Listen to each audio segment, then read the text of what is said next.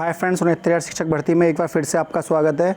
और ऑर्डर आने के बाद भी जिस तरीके से प्रदर्शन चल रहा है और जो एनसीबीसी आयोग है, जो अन्य पिछड़ा वर्ग आयोग है, उसके अध्यक्ष के जो बयान हैं कि भर्ती पर स्टे लगेगा और आपको तारीख की डेट सूचनाएं आपको दे दी जाएंगी कि इस तारीख को आपको वहां पहुंचना है, और अलग अलग प्रतिनिधि मंडल से जिस तरह से वार्तालाप हो रही है, तो उस आधार पर इतना तो अभी कहना तय है कि 69,000 शिक्षक भर्ती की अब राह जो है वो ऑर्डर आने के बाद बिल्कुल भी आसान नहीं होगी।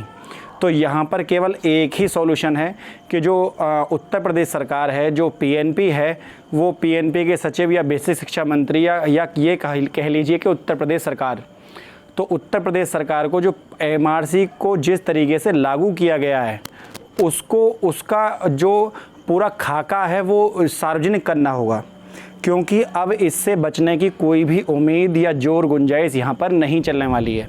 क्योंकि आपने देखा होगा कि अभ्यर्थियों ने आज पूरे दिन जो अन्य पिछड़ा वर्ग आयोग है उसके बाहर प्रदर्शन किया और दिल्ली पुलिस की बैरिकेडिंग की गई बाकायदा अच्छे तरीके से। हालांकि ज़्यादा अभ्यर्थी नहीं थे, लगभग 50 से 100 के बीच में अभ्यर्थी, लेकिन लॉकडाउन के समय में 50 से 100 अभ्यर्थी वहां पहुंचने भी अपने आप में बहुत बड़ी बात है। कुछ अभ्यर्थी तो काफ़ी दूर से भी आए हुए थे।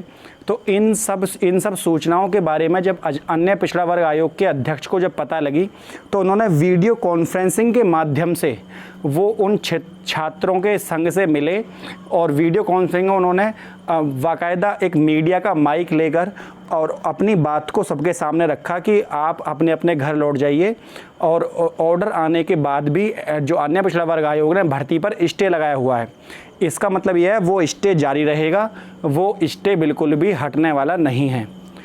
तो इतना बात तय है कि अब अगर जो अभ्यर्थी ये सोच रहे हैं कि ऑर्डर आने के बाद उन्हें तुरंत नियुक्ति पत्र या काउंसलिंग प्रक्रिया शुरू हो जाएगी, तो शुरू होने वाली बिल्कुल भी नहीं है।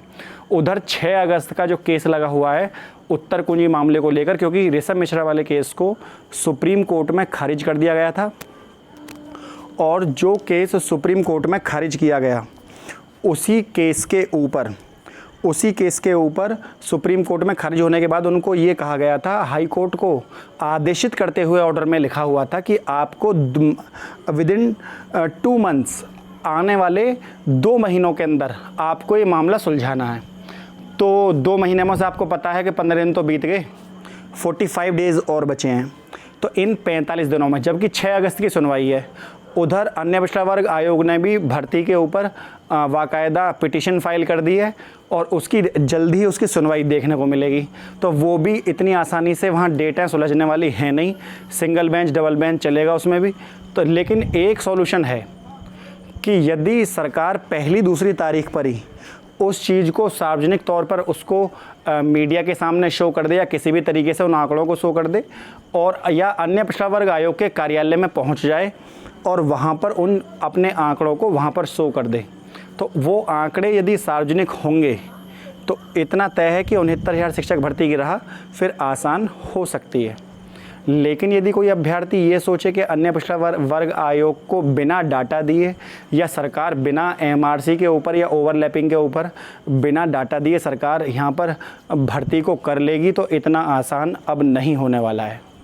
क्योंकि जो आंदोलन हो रहे हैं और जो प्रक्रिया चल रही है भर्ती के ऊपर, और अन्य पिछड़ा वर्ग आयोग के अध्यक्ष के सार्वजनिक तौर पर बयान ये दर्शाते हैं कि किसी भी तरह की यहाँ पर छूट पीएनपी सचिवालय को नहीं मिलने वाली है। उधर 22,000 सीटों को निर्णय जो जल्द है, क्योंकि वो साल्वे सर के द्वारा और सरकार का जो सबमिशन है वो दाखिल कर दिया गया है सरकार के सबमिशन में। और सरकार के सबमिशन के अलावा जो साल्वे सर का सबमिशन है उसमें 22,000 सीटों का जो ब्यौरा है वो आनंद कुमार की इसके अंतर्गत 1,37,000 पदों का जब ब्यौरा दिया गया है, तो उसके साथ उसको भी टैग कर दिया गया है। तो ये एक अच्छी बात है, लेकिन सारी चीज़ें कहीं ना कहीं निर्णय के ऊपर, जो आदेशित कोर्ट का ऑर्डर जो आएगा उसके ऊपर डिपेंड रहेंगी। उधर एलटी गेट की प्रक्रिया के लिए बहुत बड़ी खुशखबरी है आज, क्योंकि जो पीएनपी सचिव है उन्होंने 20 अगस्त से पहले इस भर्ती को कंप्लीट प्रक्रिया शुरू करने के आदेश दे दिए कि 20 अगस्त से पहले क्योंकि सचिवालय को घेर लिया था अभ्यर्थियों ने और वहाँ जांच LT ग्रेड की मांग कर रहे थे अभ्यर्थी, तो उनको आश्वासन दिया गया है कि 20 अगस्त से पहले आपकी भर्ती प्रक्रिया शुरू कर दी जाएगी। तो ये अच्छी चीज़ है क्योंकि अभ्यर्थी बहुत समय से इसका इंतज़ार कर रहे हैं और इसका सबसे ज़्यादा फ़ायदा जो मिलेगा वो मिलेगा सेकेंड काउंसलिंग के छात्र को, क्योंकि जितने भी छात्र LT ग्रेड में चले जाएंगे उतनी ही सीटें यहाँ पर खाली हो जाएंगी। और एक हास्यास्पद चीज़ मैं आपको दिखाता हूँ जिसको देखकर आपको बहुत ज़्यादा हंसी आने वाली है। यह है प्रेषक सचिव उत्तर प्रदेश बेसिक शिक्षा परिषद प्रयागराज, सेवा में सचिव नियामक प्राधिकारी उत्तर प्रदेश प्रयागराज बेसिक शिक्षा परिषद, और दिनांक 23 जुलाई 2020। विषय है रेगुलर BTC और विशिष्ट BTC प्रशिक्षण प्राप्त शिक्षा मित्रों को 69,000 सहायक अध्यापक भर्ती परीक्षा में शिक्षा मित्रों की सूची में सम्मिलित करने के संबंध में। मतलब ये है कि जो जितने भी रेगुलर BTC या विशिष्ट BTC शिक्षा मित्र हैं उन सबको शामिल कर लिया जाए 69,000 शिक्षक भर्ती में। ये इसके लिए लेटर लिखा गया है PNP के सचिवालय को। कृपया उपयुक्त विषयक श्री अभय कुमार सिंह प्रदेश अध्यक्ष शिक्षा मित्र शिक्षक संघ उत्तर प्रदेश के पत्र दिनांक 12/6/2020 माननीय मंत्री बेसिक शिक्षा उत्तर प्रदेश को संबोधित के माध्यम से इस कार्यालय को प्राप्त का संदर्भ लेने का कष्ट करें, जो रेगुलर BTC एवं विशिष्ट BTC प्रशिक्षण प्राप्त शिक्षा मित्रों को 69,000 सहायक अध्यापक भर्ती परीक्षा में शिक्षा मित्रों की सूची में सम्मिलित करने के संबंध में है। उक्त पत्र को मूल रूप से संलग्न कर इस अनुरोध के साथ प्रेषित है कि प्रकरण में नियमानुसार कार्रवाई करने का कष्ट करें। मतलब जो BTC शिक्षा मित्र है या विशिष्ट BTC शिक्षा मित्र है तो उन्हें डायरेक्टली 69,000 शिक्षक भर्ती में उनको ऐड करने का मौका दिया जाए। तो इस तरह की बातें हैं। तो आपको पता होगा कि किसी भी भर्ती प्रक्रिया का एक प्रॉपर तरीका होता है। अभ्यर्थी पेपर देते हैं, एग्ज़ाम देने के बाद उनकी मेरिट लगती है, लेकिन यहाँ उनको डायरेक्टली सीधे यहाँ उनको ऐड करने की बात चल रही है, जहाँ एक एक सीट के ऊपर कोर्ट में मारामारी चल रही है। ऐसे समय में ये पत्र जो है लिखे जा रहे हैं। उधर आपको पता होगा पहले ही जो हाई कोर्ट ने 69,000 शिक्षक भर्ती का CBI मामला जो है वो खारिज कर दिया था। ये मैंने आपको पहले ही सूचना दे दी थी। इसके अलावा NOC मामले को भी डेट लगाई गई है, उसकी सुनवाई आपको जल्द देखने को मिलेगी। और उधर जो NOC मैटर था, ये NOC का मामला है अनिल कुमार तिवारी का, इसमें 1 हफ्ते बाद की डेट लग गई है। और जो EWS है उसका कोर्ट ऑर्डर की अपडेट अभी नहीं आई है। जैसी आएगी मैं आपको सूचना उसके विषय में ज़रूर दूंगा। तो 69,000 शिक्षक भर्ती में कोर्ट के ऑर्डर आने के बाद भी ऊहापोह की स्थिति बनी हुई है और बिल्कुल भी राह यहाँ पर आसान होने वाली नहीं है। अभ्यर्थी धैर्य बनाए रखें और किसी तरह का लेकिन सोशल मीडिया के माध्यम से 22,000 सीटों को जुड़वाने का प्रयत्न करते रहें। कुछ अभ्यर्थी ये सोच रहे हैं कि सीटें आराम से जुड़ जाएंगी या इतनी आसानी से जुड़ने वाली नहीं हैं। तो मैं उनको ये बता दूँ, जब वो सहायक अध्यापक के पद पर नौकरी करने जाएंगे तो नौकरी करना भी इतना आसान नहीं है। जीवन में कोई भी चीज़ आसान नहीं होती है जब तक हम उसको ना करें, वो हमेशा टफ ही लगेगी।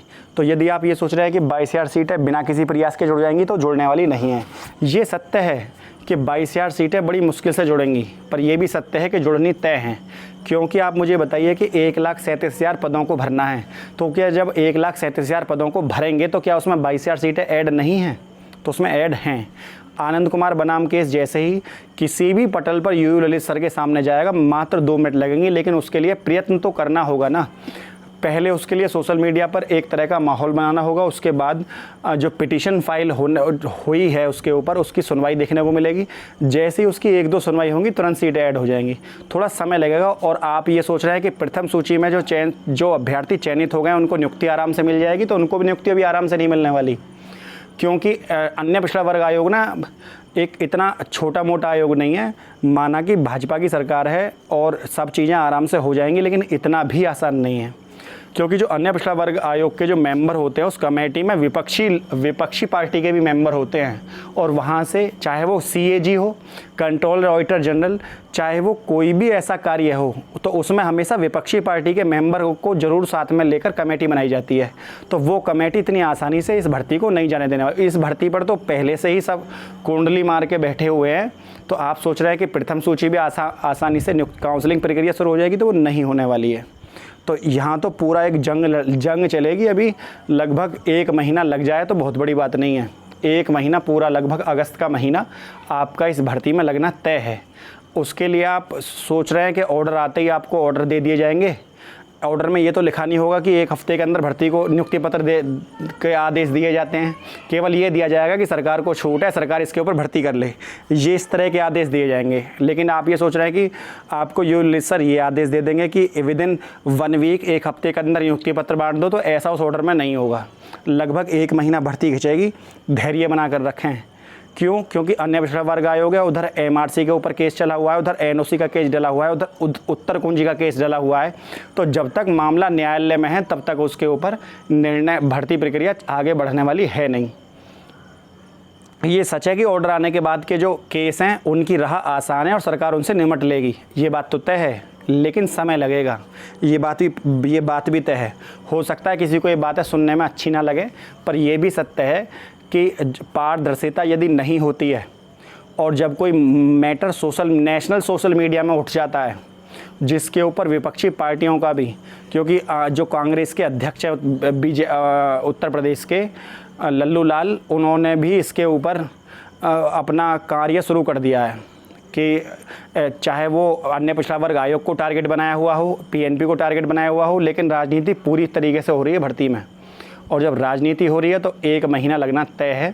क्योंकि कारण ये नहीं है राजनीति हो रही है, कारण ये है कि जो इस पर केस पड़े हुए हैं, EWS का केस है, MRC का केस है, NOC का केस है, 22,000 सीटों को जुड़ने का केस है, ओवरलैपिंग को लेकर अलग से 2 पिटिशन फाइल हो रखी हैं। तो ये जो जब तक ये न्यायालय से सबको सरकार सुलझा नहीं लेगी तब तक काउंसलिंग प्रक्रिया शुरू नहीं कर सकती। शुरू कर भी देगी तो तुरंत अगली डेट, इनमें से किसी भी केस की डेट अगर लगी तो वो बंदा उस पर स्टे मांग लेगा। उत्तर कुंजी में 6 अगस्त को स्टे मांग लिया, आप कैसे रोक सकते हैं स्टे को? क्योंकि वो ये कहेंगे कि जब तक उत्तर कुंजी सही से जांच नहीं होती है तब तक आप भर्ती प्रक्रिया कैसे बढ़ा सकते हैं। और जैसे स्टे मांगा तुरंत भर्ती रुक गई। तो ये बहुत बड़ी चीज़ नहीं है, क्योंकि जब तक मामला न्यायालय में विचाराधीन है आप भर्ती को नहीं बढ़ा सकते हैं। हम भी चाहते हैं कि जल्दी से जल्दी अभ्यर्थियों को नियुक्ति पत्र मिलें, लेकिन जो माहौल इस समय है भर्ती का, प्रेजेंट जो सिचुएशन है वो ये कह रही है। प्रेजेंट सिचुएशन को देखते हुए मैं आपको ये सब बातें बता रहा हूँ, वरना हम भी चाहते हैं कि कल को ही सबकी नियुक्ति, जो 22,000 लगभग 1,06,000 पद हैं, सबको नियुक्ति सरकार कर दे। 1,22,000 सीटों को जोड़कर 15,000 ओवरलैपिंग MRC की जोड़कर, और SC की सीट जो 1100 कुछ सीट है, 1133 सीट है, ST की सीट SC में जोड़कर सरकार सबको भर्ती करे।